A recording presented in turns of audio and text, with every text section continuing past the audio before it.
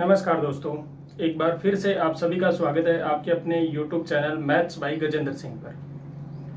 दोस्तों, अपन ने देखा कि LDC का जो एग्ज़ाम है उस एग्ज़ाम में 15 गुणा की लिस्ट जो है आ चुकी है और अब हम आज से एक स्टार्ट करेंगे। 30 दिन के लिए 30 वीडियो आपको उपलब्ध होंगे जिसमें अपन जो मैथ्स का सिलेबस है उस सिलेबस को क्या करेंगे, डिस्कस करेंगे।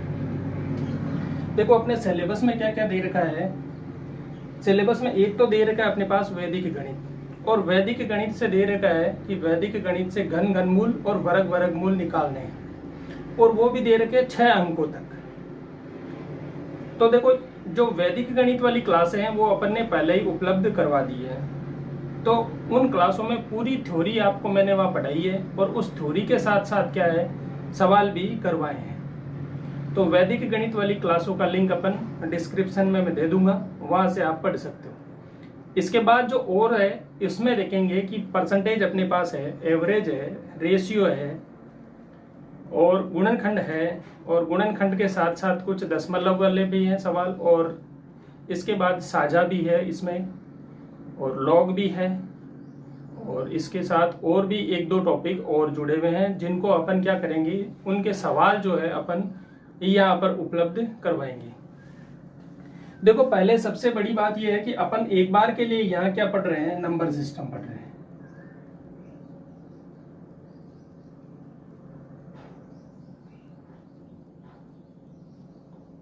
नंबर सिस्टम अपन पढ़ रहे हैं। नंबर सिस्टम का मतलब है संख्या पद्धति।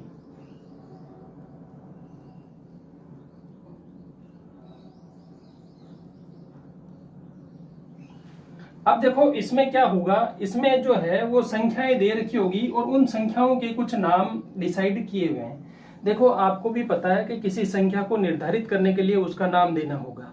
तो अब बहुत सी संख्याएं हैं, उन संख्याओं के लिए अपने पास क्या है, अलग अलग नाम दे रखे हैं। तो अलग अलग नामों के हिसाब से अपन एक बार के लिए देखेंगे। पहले अपन ये देखेंगे कि अपने पास कुल डिजिट कितने हैं। डिजिट या अपन कहते हैं अंक। तो जो अपन संख्याएं लिखते हैं उन संख्याओं को लिखने के लिए अपने पास कुल 10 ही अंक हैं, और 10 अंक कौन कौन से हैं, 0, 1, 2, 3, 4, 5, 6, 7, 8, 9। ये अपने पास क्या है, टोटल 10 अंक हैं। वो अंक है, इनकी मदद से ही अपन क्या करते हैं, पूरी की पूरी गणित में जो भी आपके पास संख्याएं होगी वो सभी संख्याएं इन 10 अंकों से मिलकर ही बनेगी। अब ये तो क्या है, अंक है, और इन अंकों को आप जोड़ के लिखोगे तो संख्याएं बनेगी, और उन संख्याओं के बारे में ही अपन देखेंगे। देखो, सबसे पहले बात करेंगे अपन कि अगर मैं लिखता हूं 45, तो यहां पर देखेंगे कि ये संख्या कितनी है। संख्या तो ये 1 है, इन दोनों अंकों को एक साथ लिखा है मैंने, इसलिए यहां पर संख्या तो है 1 और वो संख्या क्या है, 45 है। लेकिन मैं बात करूं कि इसमें डिजिट कितने हैं, तो डिजिट या अंक की बात करेंगे तो वो डिजिट है, वो कितने हैं, 2 डिजिट है, या कह सकते हैं ये 2 अंक की संख्या है। तो देखो, संख्या तो ये 1 है और इसमें डिजिट या अंक कितने हैं, 2 है। ठीक इसी प्रकार से अगर देखा जाए 545, यहां पर मैं देखूंगा तो ये क्या है, संख्या तो है 1 ही, संख्या तो क्या है, ये 1 ही है।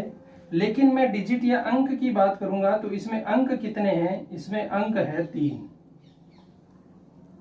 संख्या तो 1 ही है, इसमें अंक कितने हैं, 3 अंक है।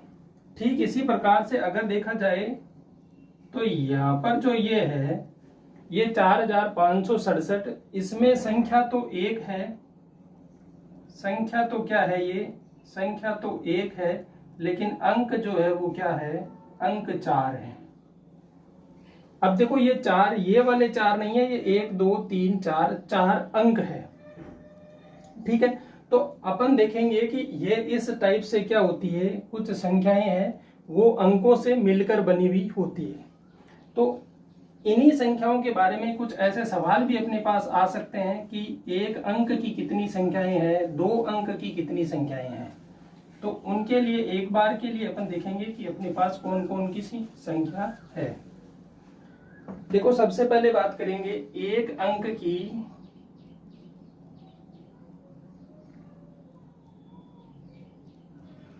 कुल संख्या।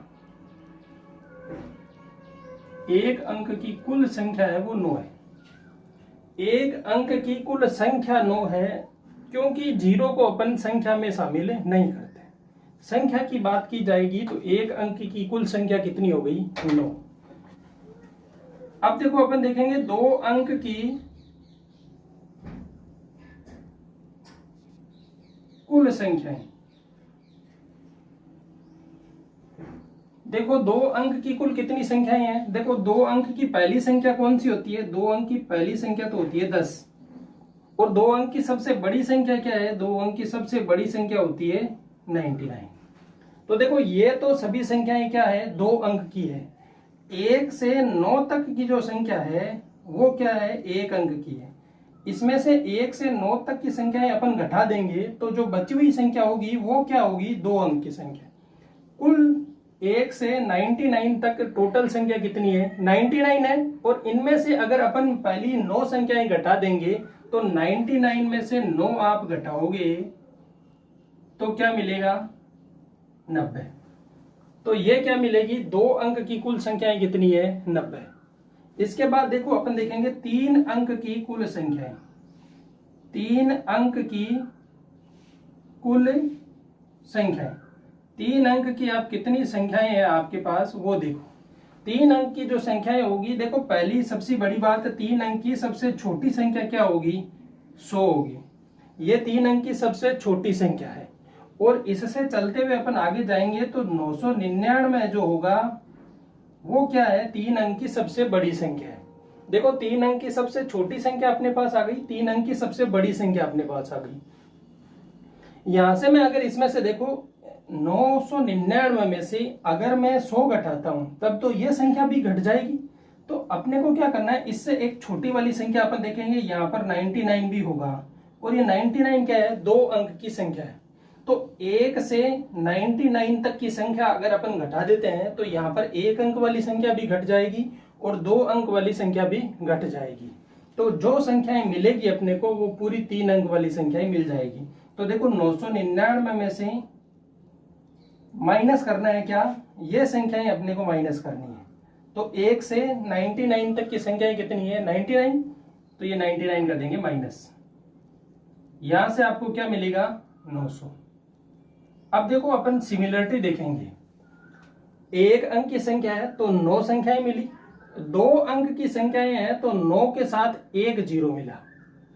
3 अंक की संख्याएं जब मैंने देखी तो मुझे 9 के साथ 2 जीरो मिले। देखो 2 अंक में एक जीरो मिला है, मतलब उससे एक कम। 3 अंक था, जीरो कितने मिले? 2। और आगे लिखना है 9। अब मैं आपसे पूछूं कि 4 अंक की कुल कितनी संख्याएं हैं? 4 अंक की जो संख्याएं हैं अपने नंबर लाइन पर वो संख्याएं कुल कितनी है? तो 4 अंक की कुल संख्याएं जो आप कहोगे कि सर 4 अंक की कुल संख्याएं जो है वो संख्याएं अपने पास है कितनी है? ये तो लिखी टोटल 4 अंक की कुल 1 से लगाकर 999 तक, ये तो सबसे बड़ी। इसमें से घटाएंगे क्या? फिर से 3 अंक की सबसे बड़ी संख्या घटा देंगे और वही मिलेगा। पहले तो लिखेंगे 9 अंक कितने हैं? 4। तो उससे एक कम जीरो, मतलब 3 जीरो लगा दो, 9000। अगर मैं 5 अंक की बात करूंगा तो अब आप सीधी संख्या लिखेंगे, एक तो लिखेंगे 9, उसके साथ 4 जीरो लगा देंगे। ये कुल कितनी है? 5 अंक की कुल संख्याएं हैं। अब देखो सवाल इस टाइप से नहीं पूछा जाएगा, सवाल पूछा जा सकता है इस टाइप से, जो मैं एक सवाल लिख रहा हूं आपके सामने। क्वेश्चन ये होगा कि एक पुस्तक जिसमें 80 पेज हैं, पेज संख्या लिखने के लिए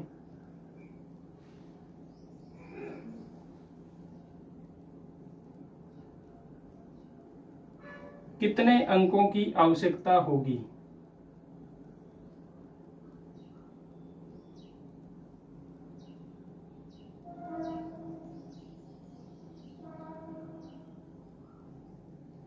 कितने अंकों की आवश्यकता होगी? अब देखो, अपने को पता है कि आपके पास अगर एक कोई बुक है और उस बुक पे अपन ने देखा कि नीचे की तरफ पेज संख्या लिखी हुई होती है 1, 2, ऐसे ही आगे भी ऐसे लिखी हुई होती है, तो संख्याएं हमेशा पेज संख्या 1 से तो स्टार्ट होगी और अपने को लिखनी कहां तक है? 80 पेज है, मतलब 80 तक ही जाना है। अब देखो, आपको पूछा है कि आपको कितने अंकों की आवश्यकता होगी। अंकों की आवश्यकता के लिए अपने को पता है 1 से 9 तक तो आपको क्या चाहिए होंगे? 1 अंक चाहिए होगा। और उसके बाद जब 10 लिखोगे तो 2 अंक चाहिए होंगे, फिर अगले पेज पे 11 लिखोगे, फिर 12 लिखोगे, ऐसे चलते हुए आगे 79 भी होगा और 80 भी होगा। ये संख्याएं आपको लिखनी है। तो यहां से देखो, पहले तो आप देखोगे कि 1 अंक की कुल संख्याएं जो अपन 1 से 9 तक लिखेंगे वो तो अपने को चाहिए होगी 9। अब टोटल 80 तक लिखनी है, 80 में से 9 आपने क्या कर दिया? माइनस कर दिया। 80 में से 9 अगर घटा देंगे तो अब बची 71। अब देखो, 71 संख्याएं हैं, उनको लिखने के लिए प्रत्येक संख्या के लिए आपको क्या चाहिए? 2 अंक चाहिए होंगे। तो इन सब में क्या हो गए? 2-2 अंक चाहिए होंगे, और 2-2 अंक चाहिए होंगे तो इनको 2 से गुणा करेंगे। यहां से क्या आएगा? 1 का देखो 2 से गुणा किया 2, 7 का 2 से करेंगे तो 14। 142 अंक तो अपने को चाहिए होंगे 10 से लगाकर 80 तक की संख्या लिखने के लिए, और 1 से लगाकर 9 तक की संख्या लिखने के लिए अपने को चाहिए होंगे 9 अंक। तो यहां से ये जो टोटल अंक मिलेंगे वो होंगे 142 प्लस 9। यहां से देखो 8 इस तरफ भेजेंगे तो 150 और 1 बचेगा तो 151। आपको कुल 151 अंक की आवश्यकता होगी एक 80 पेज की बुक पर पेज नंबर लिखने के लिए। तो इस टाइप से है वो सवाल बन सकता है। इनमें देखेंगे, देखो 1 से 100 तक की संख्या के लिए वो सवाल भी आपसे पूछा जा सकता है कि 1 से 100 तक की संख्या में 1 कितनी बार आता है, 2 कितनी बार आता है, या फिर आपसे पूछा जा सकता है 0 कितनी बार आता है। तो देखो, आप पहली बात तो ये कि 1 से 100 तक की जब संख्याएं लिखोगे तो मैं कहूं कि 0 जो है, 0 वो 0 है। 0 तो आएगा आपके 11 बार। देखो कब कब आएगा 11 बार? 1 से लिखेंगे तो 10 मिलेगा, फिर 20 मिलेगा, फिर 30 मिलेगा, फिर 40 मिलेगा, फिर 50, ऐसे ही 60, 70, 80 और 90, और आगे आएगा 100। 1 से 100 तक की संख्याएं अपन लिख रहे हैं, और इन संख्याओं को लिखने के लिए 0 की कितनी बार आवश्यकता होगी? तो वो अपने को सीधा याद रखना है 11 बार। देखो कौन कौन सा? 1, 2, 3, 4, 5, 6, 7, 8, 9, 10 और 11। तो 0 कितनी बार आ रहा है? 11 बार आ रहा है। अब देखो 1 जो है वो कितनी बार आएगा? 1 आता है 21 बार। ये ध्यान रखेंगे। देखो कुछ चीजें हैं वो ध्यान रखने लिए है। यहाँ पर अपन यहाँ पर जो सीख लिया है, अब इसको बार बार वहां पर एग्जाम में अपन इसको क्या नहीं करेंगे, ऐसे लिख के सोल्व नहीं करेंगे, याद रखेंगे। 0 आता है 11 बार, 1 आता है 21 बार। मैं बता देता हूं कौन सा है। देखो, एक तो ये वाला हो गया, एक ये वाला हो गया। अब देखो यहाँ पर होगा 11, 12, 13, 14, 15, 16, 17, 18 और 19। फिर इसके बाद में जो आपको मिलेगा वो होगा यहाँ पर 21, 31, 41, 51, 61, 73, 81 और 91। अब देखो एक काउंट करते हैं। ये तो हो गया 1, ये 2, 3, 4, 5, 6, 7, 8, 9, 10, 11, 12। 12 के बाद 13, 14, 15, 16, 17, 18, 19, 20 और एक जो ये है 21। तो 1 कितनी बार आता है? 21 बार। अब जो अंक बचे हैं वो सभी अंक, अन्य सभी अंक जो है, अन्य सभी अंक, ये अन्य सभी अंक है वो आते हैं 20 बार। बाकी सभी अंक जो है वो कितनी बार आएंगे? 20 बार आएंगे। क्योंकि देखो सभी अंक यहाँ तक ही पहुंचेंगे। ये जो एक एक्स्ट्रा मिल रहा था वो एक एक्स्ट्रा की वजह से अपने पास 21 बार हो रहा था। लेकिन अब जैसे 2 कहेंगे तो यहाँ पर 2 मिलेगा नहीं, और ये 2 जो है वो देखो, एक तो ये 2 मिलेगा, एक हो गया, फिर एक ये 2 हो गए। 2 के बाद यहाँ पर ये लाइन में देखो कितने मिलेंगे, 9 मिलेंगे, और एक 22 वाला मिल जाएगा 10। ये हो गए 10, इस रो में 10 आ गए, 10 और एक 11, 11 और एक 12। 12 के बाद में यहाँ पर एक होगा जो 32 वाला, 13, 14, 15, 16, 17, 18, 19, और 19 के बाद जो आपको मिलेगी एक ये वाला होगा यहाँ पर 20। तो ये जो है वो प्रत्येक अंक कितनी बार मिलेगा, 20 बार मिलेगा। ये चीजें अपने को ध्यान रखनी है कि 0 होता है 11 बार, 1 होता है 21 बार, और अन्य सभी अंक है वो क्या होते हैं 20 बार। 1 से 100 तक की संख्या में आपको अंक मिलेंगे। तो ये आपने देखा, अपन ने समझ लिया इसको। अब देखो आगे जो है वो कुछ संख्याएं होंगी। इससे सवाल बनने पर यही हो सकता है, आपको पूछा जा सकता है, या तो पूछ सकते हैं 4 अंक की कितनी संख्याएं हैं, 3 अंक की कितनी संख्याएं हैं, या आपसे पूछा जा सकता है एक बुक में पेज नंबर लगाने हैं और उसके लिए कितने अंकों की आवश्यकता होगी। इसी टाइप के ज्यादातर सवाल बनते हैं। या फिर अगला बनेगा तो ये बनेगा 1 से 100 तक की संख्या में 1 कितनी बार होगा या 2 कितनी बार होगा। 0 और 1 का ज्यादा पूछा जाता है, बाकी सभी संख्याएं 20 बार होती है। 0 11 बार होता है और 21 बार होता है 1। ये चीजें ध्यान रखना। अब देखो आगे देखेंगे अपन प्राकृत संख्या। प्राकृत संख्या जिन्हें अपन इंग्लिश में बोलेंगे नेचुरल नंबर।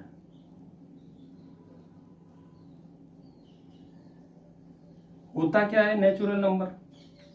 देखो प्राकृत संख्या से मतलब है अपना कि वह संख्या जो 1 से तो स्टार्ट होती है और अनंत तक क्या होती है, जाती है। जो संख्या 1 से स्टार्ट हो और अनंत तक जाती हो वह क्या होगी, प्राकृत संख्याएं होगी। अगर इन प्राकृत संख्याओं में अपन 0 को ऐड कर देते हैं तो वह क्या हो जाती है, पूर्ण संख्या। पूर्ण संख्या हो जाती है। आपने 0 को ऐड कर दिया, वो होती है होल नंबर, और होल नंबर में क्या आपने ऐड किया, प्राकृत संख्या में 0 को ऐड कर दिया। जैसे 0 से स्टार्ट होगी और संख्या कहां तक जाएगी, अनंत तक जाएगी। तो प्राकृत संख्या और पूर्ण संख्या हो गई। इसके बाद में जो है वो संख्या मिलेगी आपको कौन सी,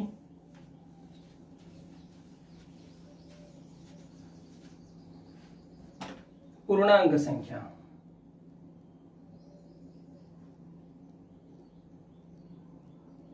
जो इंटीजर्स होती है,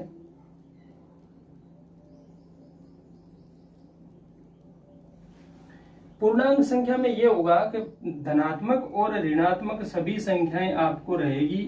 धनात्मक और ऋणात्मक पूर्ण संख्याएं या होल नंबर हो तो वो क्या हो जाएगी, इंटीजर्स हो जाएगी। मतलब ये समझ सकते हो माइनस अनंत से प्लस अनंत तक की जो संख्याएं हैं वो आपको क्या मिलेगी, इंटीजर्स के अंदर मिलेगी। तो माइनस अनंत से प्लस अनंत की संख्याओं को अपन क्या बोलेंगे, इंटीजर्स बोलेंगे। इसके बाद एक आपके पास आती है रैशनल नंबर, और रैशनल नंबर क्या होगा, परिमेय संख्याएं होंगी।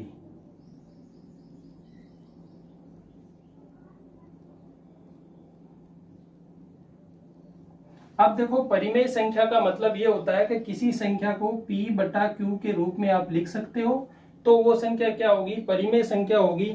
जहां पर आपको ध्यान रखना है Q जो है वो नॉट इक्वल टू 0 होगा, क्योंकि इसको अगर आप 0 कर देते हो Q को, Q 0 होने पर यह संख्या क्या हो जाएगी, नॉट डिफाइन हो जाएगी। इस संख्या को आप परिभाषित नहीं कर सकते हो।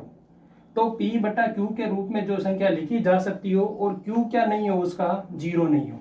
देखो न्यूमिनेटर तो कुछ भी हो चलेगा, लेकिन डिनोमिनेटर है वो 0 नहीं होना चाहिए। अगर डिनोमिनेटर 0 हो गया तो वो संख्या क्या हो जाएगी, नॉट डिफाइंड रहेगी। तो ये क्या होगी, परिमेय संख्या होगी। इसका अपोजिट ये अपन कह सकते हैं इर्रेशनल नंबर जो होगा,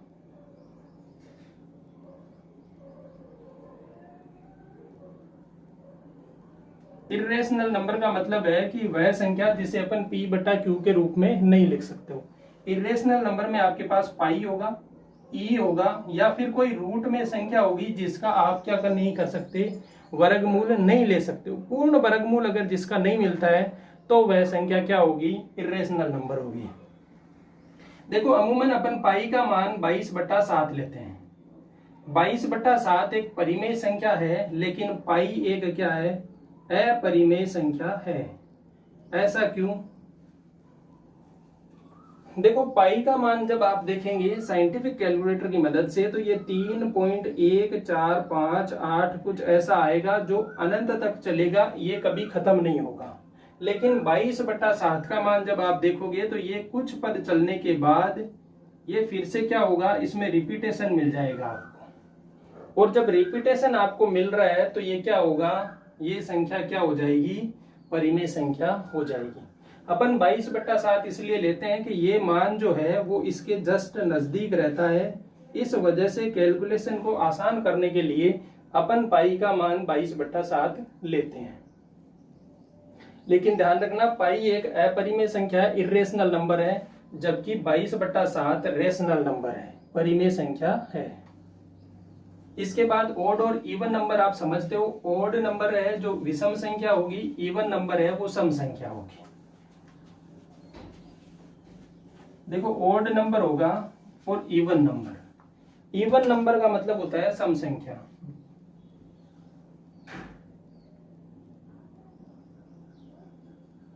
सम संख्या देखो ये संख्या होगी जो 2 से क्या हो, विभाजित हो, या हम कह सकते हैं उसका जो यूनिट डिजिट है, इकाई अंक, वो क्या होना चाहिए, 0 होना चाहिए, 2 होना चाहिए, 4 हो सकता है, 6 हो सकता है, 8 हो सकता है। अगर कोई संख्या आपके पास है और वह संख्या या तो क्या हो, 2 से विभाजित हो, या उसका यूनिट डिजिट अपन देख लेंगे कि यूनिट डिजिट जो है वो 2, 4, 6, 8 इनमें से अगर होता है, 0, 2, 4, 6, 8 में से, तो वह संख्या क्या होगी, इवन नंबर होगी। और इसके जस्ट अपोजिट होती है ऑड नंबर। और ऑड नंबर का मतलब यह है कि संख्या 2 से विभाजित नहीं हो और उसका इकाई का अंक क्या हो, 1 हो, 3 हो, 5 हो, 7 हो और 9 हो। अगर ये इकाई के अंक है तो वह संख्या क्या हो जाएगी, विषम संख्या हो जाएगी। अब देखो ये तो थी संख्याओं की बात। इसके बाद अगर देखो एक रियल नंबर भी होता है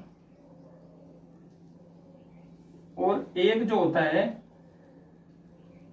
वो इमेजिनरी नंबर होता है, या अपन उसे कह सकते हैं काल्पनिक संख्याएं जो होती है वो होती है। वास्तविक संख्याएं जो होगी वो रियल नंबर, वो क्या होगी, ये संख्याएं वास्तविक है, लेकिन अगर रूट के अंदर माइनस में कुछ संख्या दे रखी हो तो ये संख्याएं क्या होती है, काल्पनिक। इन संख्याओं का अपने कोई लेना देना नहीं है, क्योंकि ये अपने सिलेबस में नहीं है। अपने सिलेबस में रियल नंबर से संबंधित सवाल ही पूछे जाते हैं और इन्हीं से क्या होता है, सवाल बनने की संभावना रहती है। ये काल्पनिक संख्याएं हैं जो आगे हायर एजुकेशन में काम आएगी, तो अपने ये काम की चीज नहीं है। अब देखो अपन देखेंगे इसके साथ कुछ फॉर्मूले हैं जो प्राकृत संख्याओं के योग से संबंधित होंगे, या फिर अगर देखो सवाल कुछ ऐसा हो कि आपको बोला जाए कि आप 1 + 2 + 3 का योग बताओ। अगर इसका योग पूछा जाता है तो आप आसानी से योग कर पाएंगे कि 3 और 2 5 और 1 6।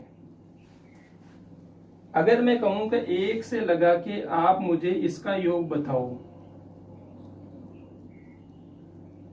तो आप कहेंगे 6 और 4 10, 5 और 3 8 और 2 10, 10 और 10 20 और 1 21।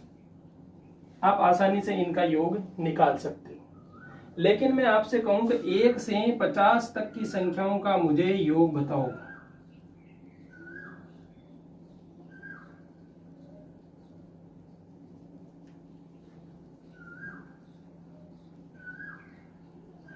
अब बताओ क्या करेंगे आप। 1 से 50 तक की संख्याओं का अगर आपसे योग पूछा गया है तो आप क्या करेंगे।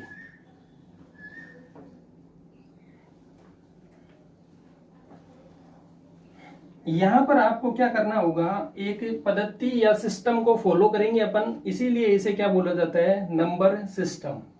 नंबर का मतलब हो गया संख्या और संख्याओं की एक पद्धति। यहाँ पर एक स्पेशल पद्धति आपके पास आई है, सिस्टम आया है कि आपको 1 + 2 + 3 प्लस ऐसे करते हुए आपको 50 तक जाना है। और इसको सोल्व करने के लिए आप एक चीज ध्यान देंगे, देखो यहाँ पर अपन चलते हैं, यहाँ पर मैं देखूंगा ये क्या मिल रहा है मुझे 6। अगर आपको याद होगा तब तो आपको पता है कि n+1/2, इस फॉर्मूले की मदद से अपन क्या करेंगे, इस सवाल को सोल्व कर सकते हैं।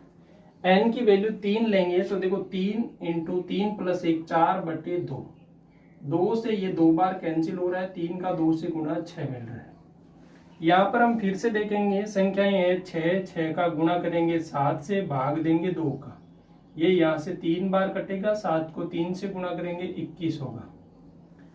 तो आपने ये फॉर्मूला यूज किया है n+1/2। हम 1 से 50 तक की संख्याओं का योग निकालना है, तो अपन क्या लेंगे, n का मान 50 × 51/2, और 2 से ये कितनी बार जाएगा, 25 बार। 25 का गुणा करेंगे तो 25 का 1 से गुणा 25, कैरी का 2, 25 को 5 से गुणा करेंगे 125, 125 को 2 से जो 2 जोड़ो तो 127। 1 से 50 तक की संख्याओं का योग जो होगा वो होगा 1275। आप लोग इसको ऐसे भी निकाल सकते हो, किसी को अगर लगता है कि मैं जोड़ के निकाल लूंगा तो वह जोड़ के निकाल सकता है, कोई मनाही नहीं है, क्योंकि जोड़ के निकाल लेना 10 मिनट लगेंगे, आराम से आप इसे क्या कर सकते हो, निकाल सकते हो। अगर आपके पास 10 मिनट है तो आप जोड़ के निकाल लेना, और 10 मिनट नहीं है, जल्दी सोल्व करना है, तो ये फॉर्मूला याद कर लेना। फॉर्मूला होता है प्राकृत संख्याओं का योग, n प्राकृत संख्याओं का योग।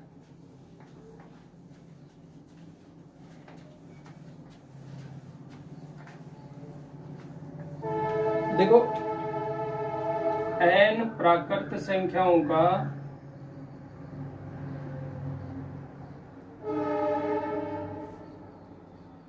योग वो होता है n+1/2। ये समझ सकते हो प्रथम n प्राकृत संख्याओं का, जैसे प्रथम n का मतलब हो गया 1 से n तक, 1 से n तक प्राकृत संख्याओं का योग। तो ये क्या हो जाता है, n+1/2। इसमें देखेंगे अगर प्रथम n सम संख्या हो, प्रथम n सम संख्या, सम संख्याओं का योग, तो वो होता है n+1। जैसे मैं बात कहूं कि 2 + 4 + 6 + 8 + 10, ये क्या है, 5 सम संख्याएं हैं और प्रथम 5 सम संख्याएं हैं। तो यहाँ पर n की वैल्यू क्या है, 5, तो 5 का गुणा करो 6 से, 30 जो आ रहा है यही क्या होगा आंसर, देखो 10, ये 8 और ये 2 10, 10 और 10 20, 6 और 4 10, तो 30 हो गया, ये 30 आपको मिल गया। तो सम संख्याओं के योग के लिए क्या होगा, n+1 होगा। इसी टाइप से अगर प्रथम n विषम संख्याओं की बात की जाती है, तो प्रथम n विषम संख्या जो है, n विषम संख्याओं का योग जब आप निकालते हो तो वह योग आपके पास क्या आएगा, वह योग आएगा n²। जैसे हम देखेंगे 1 + 3 + 5 अगर आपको करना है प्रथम 3 विषम संख्याओं का योग, तो आप देखेंगे 5 और 3 8 और 1 9, प्रथम 3 का योग कितना आ रहा है, 9। मैं कहता हूं 3 का मैं तो स्क्वायर करूंगा तो क्या मिलेगा, 9। क्या ये बराबर नहीं है? तो ये क्या हो जाएगा, प्रथम n विषम संख्याओं का योग मिल जाएगा।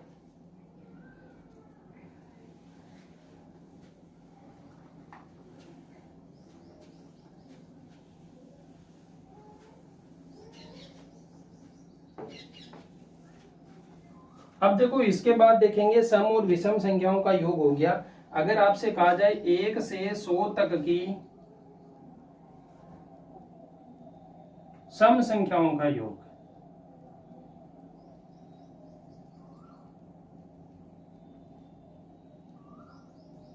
तो क्या होगा सम संख्याओं का योग। 1 से 100 तक हमें पता है 50 सम संख्याएं होती है, तो 50 का गुणा कर देंगे 51 से। ये क्या होगा देखो, 0 ऐड होगा, 5 से गुणा करेंगे तो 5 और ये 5 का 25, ये हो जाएगा 2550। ये होगी 1 से 100 तक की सम संख्याएं। इसमें 50 संख्याएं आपको मिलेगी और उन 50 संख्याओं का योग जो है वो क्या होगा 2550।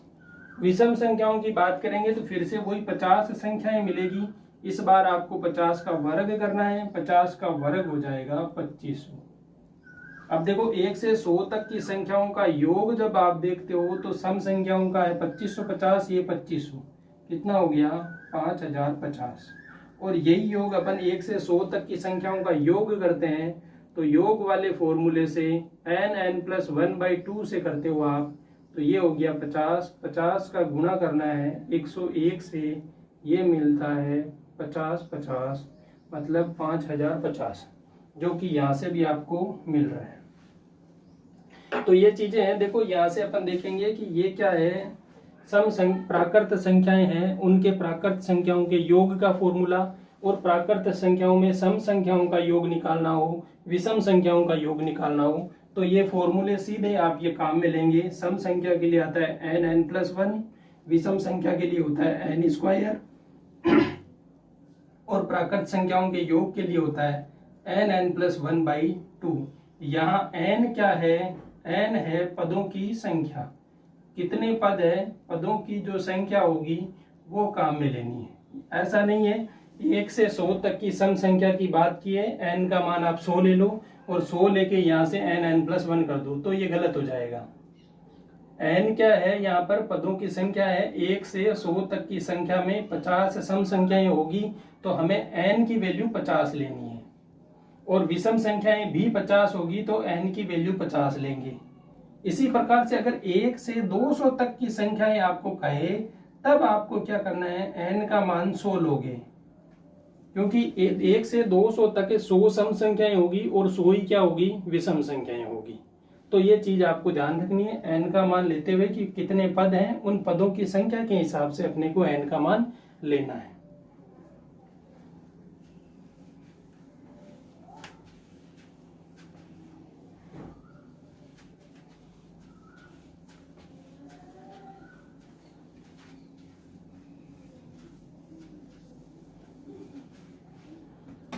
अब देखो अगर सवाल इस टाइप से होता है कि n प्रथम n प्राकृत संख्याओं के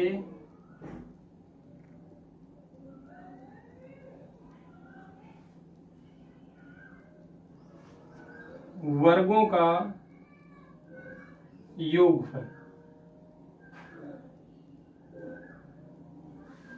फर्स्ट n नेचुरल नंबर होंगे, उनके स्क्वायर का अगर आपको सम निकालना हो तो आप कैसे निकालेंगे। स्क्वायर का सम निकालना है तो आपके पास सीधा फॉर्मूला है n+1 2n+1/6।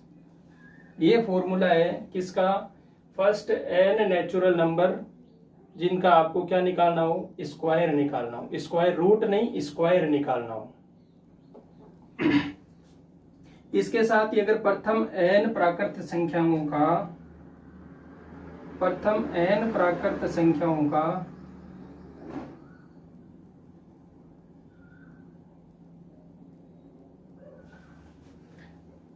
संख्याओं के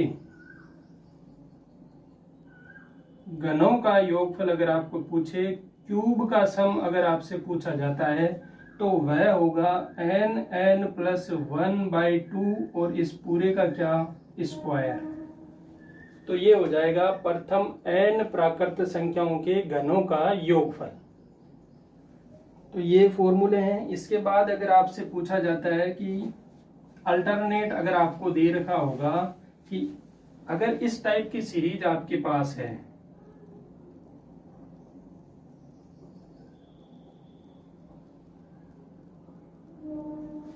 इस टाइप की सीरीज है और उसका योग दिया जाता है, तो अगर ये संख्याएं सम संख्या पर एंड होती है तब तो आपको सीधा n-n/2 करना है, और अगर विषम संख्या पर होती है तो आपको करना है n+1/2। इनका जो योग होगा वो इस टाइप से होगा। देखो क्यों? क्योंकि अगर सम पे होती है, यहां से देखेंगे 1-2 अगर आप करते हो तो यहां से देखो ये माइनस का 1 आएगा। अब सम संख्याएं हैं, पद कितने हैं? 2। तो माइनस तो पहले है, पद है 2, बटे में कर दो 2, क्या मिला? -1। अगर मैं कहूं पद 4 है तो 4 पदों का योग देखो यहां से तो ये हो जाएगा -4 और -2 कितने हो गए? -6। +3 और +1 कितने हो गए? 4। यहां से मिला -2। आप देखेंगे यहां से अपन देखेंगे 4 पद है तो माइनस पहले, पद तो 4 है, भाग दे दो 2 का, क्या आ रहा है? -2। यही आंसर अपने यहाँ मिला था। और ठीक इसी प्रकार से अगर विषम संख्याएं हैं, देखो यहां तक अगर बात होती है 7 तक की, तो ये विषम संख्याओं में अपन देखेंगे 7 + 1 करेंगे, बटा 2 कर दो, 8/2 मतलब 4। इनको जोड़ोगे तो देखो क्या मिलेगा? ये 1 से -6 +7, यहाँ से +1 हो गया।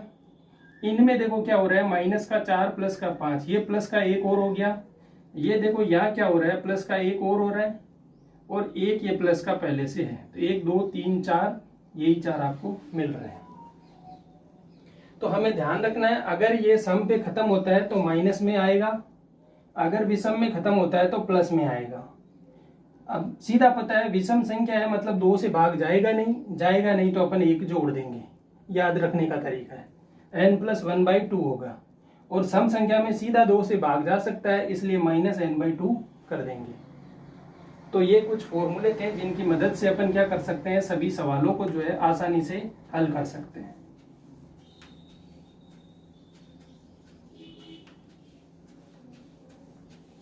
बाकी जो सवाल है वो अपन नेक्स्ट वीडियो में देखेंगे। अगर आप हमारे चैनल पर नए हो तो अपने दोस्तों के साथ वीडियो को शेयर कर दो, और आप खुद भी इसे क्या कर लो? सब्सक्राइब कर लो, जिससे आपको आगे आने वाली क्लासें हैं उनका नोटिफिकेशन भी मिलता रहेगा, और आपका जो डाउट होगा उस डाउट को भी हम सॉल्व करने की कोशिश करेंगे। धन्यवाद।